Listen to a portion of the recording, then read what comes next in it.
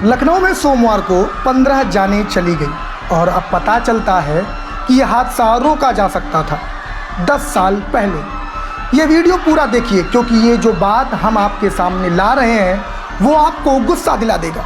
नमस्कार, खबरों के महातंत्र में आपका स्वागत है। मेरा नाम नितेश कुमार है। यह कोई छोटा गांव या छोटा कस्बा नहीं, ये लखनऊ है, उत्तर प्रदेश की राजधानी, जहां प्रदेश के हर विभाग के मुखिया, हर बड़े अफसर, हर मंत्री रहते हैं। और इसी शहर में इनकी आंखों के सामने एक बिल्डिंग सालों से गैर कानूनी तरीके से चलती रही। ये कितने शर्म की बात है, जरा सोचिए। अलीगंज की जो बिल्डिंग जलकर खाक हो गई वो असल में रेसिडेंशियल यानी रहने के लिए बनाई गई थी, लेकिन सालों से इसमें coaching centre, animation institute, pet clinic सब कुछ कॉमर्शियल तरीके से चलता रहा। यानी कानून की नज़र में जो गैर कानूनी था वो खुलेआम रोजाना सैकड़ों बच्चों के साथ चल रहा था और किसी की नज़र नहीं गई, राजधानी होने के बावजूद। सबसे चौंकाने वाली बात, 2016 में यानी आज से करीब 10 साल पहले इस बिल्डिंग में अवैध निर्माण पाया गया था और लखनऊ डेवलपमेंट अथॉरिटी ने इसे गिराने के आदेश दे दिए। मई 2016 में आदेश आया, लेकिन सिर्फ 2 महीने बाद जुलाई 2016 में वही आदेश वापस ले लिया गया। सोचिए, अगर वो डेमोलिशन ऑर्डर वापस ना लिया जाता तो आज ये बिल्डिंग होती ही नहीं और 15 जिंदगियां बच जाती। आग की वजह से शुरुआती जांच एसी में हुए ब्लास्ट या शॉर्ट सर्किट की तरफ इशारा करती रही। बिल्डिंग में कोई ठीक इमरजेंसी नहीं था। कुछ बच्चे वॉशरूम में छिप गए, कुछ पहली मंजिल से कूद गए।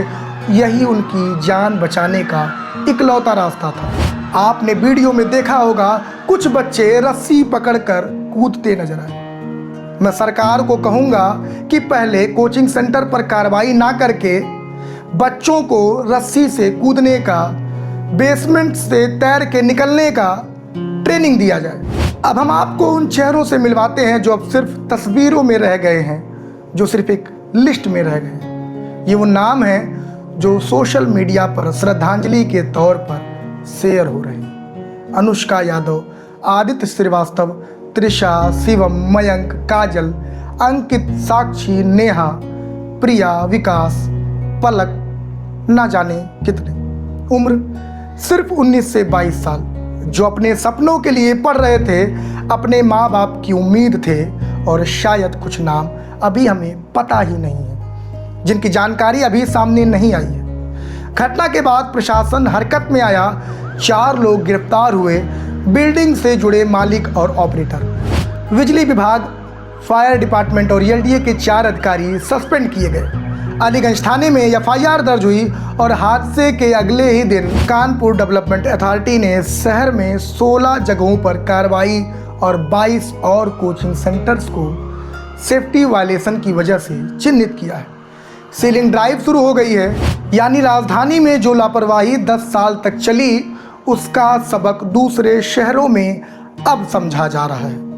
मतलब साफ है, जब तक जान नहीं जाती तब तक नियम कागजों में ही रहते हैं। कहावत है, अब पछताए होत क्या जब चिड़िया चुग गई खेत। अब सीलिंग, अब सस्पेंशन, अब एफआईआर, लेकिन उन 15 परिवारों के घर के चिराग अब वापस नहीं आएंगे।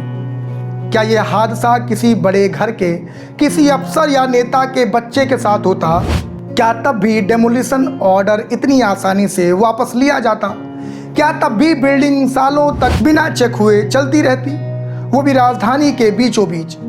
जवाब शायद हम जानते हैं। चंद पैसों के लालच में मकान मालिक, ऑपरेटर और अफसर सब सिस्टम से खेल गए और इसकी कीमत चुकाई उन बच्चों ने जिनका इस गड़बड़ी से कोई लेना देना नहीं था। डेमोलिशन ऑर्डर वापस लेने वाले अफसर का नाम तो कोई नहीं बताएगा, पर सवाल पूछना हमारा हक है। जो बिल्डिंग 2016 में गिरनी चाहिए थी वो 2026 में 15 जिंदगियां लेकर गिरी। राजधानी में अगर ये हो सकता है तो सोचिए बाकी शहरों का क्या हाल होगा। अगर ये वीडियो आपको गुस्सा दिलाए, सवाल पूछने पर मजबूर करे तो शेयर करें, कमेंट में टैग करें उन्हें जिन्हें आप इसका जवाबदार मानते हैं, ताकि अगली बार कोई डेमोलिशन ऑर्डर इतनी आसानी से वापस ना लिया जाए। ऐसे ही तमाम खबरों के लिए देखते रहें महातंत्र।